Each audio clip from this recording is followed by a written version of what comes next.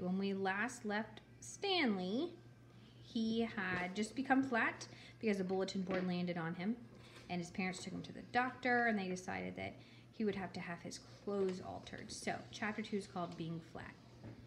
When Stanley got used to being flat, he enjoyed it.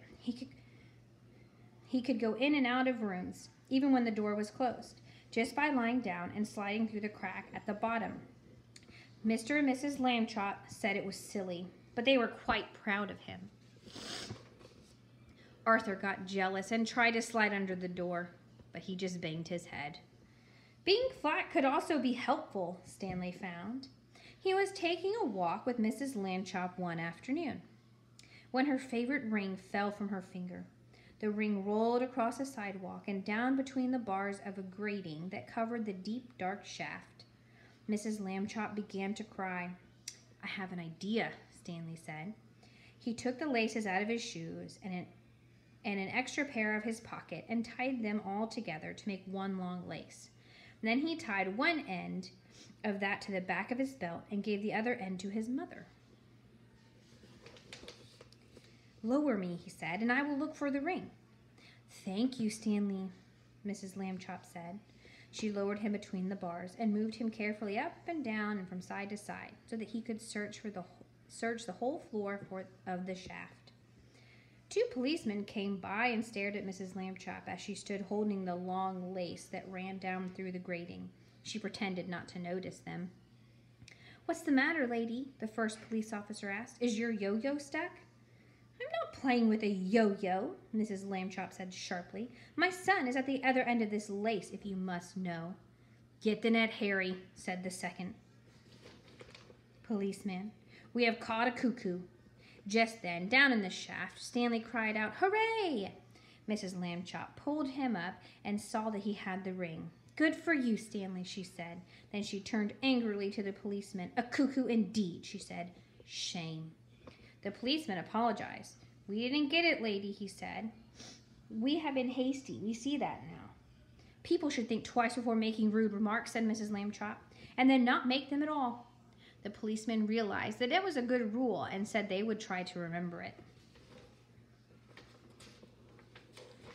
One day, Stanley got a letter from his friend Thomas Anthony Jeffrey, whose family had moved recently to California. A school vacation was about to begin, and Stanley was invited to spend it with the Jeffreys. "Oh, boy," Stanley said, "I would love to go." Mr. Lambchop sighed. "A round-trip train or airline ticket to California is very expensive," he said. "I will have to think of some cheaper way." When Mr. Lambchop came home from the office that evening, he brought with him an enormous brown paper envelope. "Now then, Stanley," he said, "try this for size." The envelope fit Stanley very well. There was even room left over. Mrs. Lambchop discovered for an egg salad sandwich made with thin bread and a toothbrush case filled with milk. They had to put a great many stamps on the envelope to pay for both airmail and insurance, but it was still much less expensive than a train or airplane ticket to California. The next day, Mr. and Mrs. Lambchop slid Stanley into his envelope, along with the egg salad sandwich and the toothbrush case full of milk, and mailed him from the box on the corner. The envelope had to be folded to fit through the slot, but Stanley was a limber boy, and inside the box he straightened right up again. Mrs. Lambchop was nervous because Stanley had never been away from home alone before. She rapped on the box. "Can you hear me, dear?" she called. "Are you all right?" Stanley's voice came quite clearly. "I'm fine. Can I eat my sandwich now?" "Wait an hour and try not to get overheated, dear," said Mrs. Lambchop. Then she and Mr. Lambchop cried out, "Goodbye, goodbye," and went home. Stanley had a fine time in California. When the visit was over, the Jeffreys returned him in a beautiful white envelope they had made themselves. It had red and blue markings to show that it was air mail, and Thomas Jeffrey had lettered it "valuable" and "fragile" and this end up on both sides. Back home, Stanley told his family that he had been handled so carefully he never felt a single bump.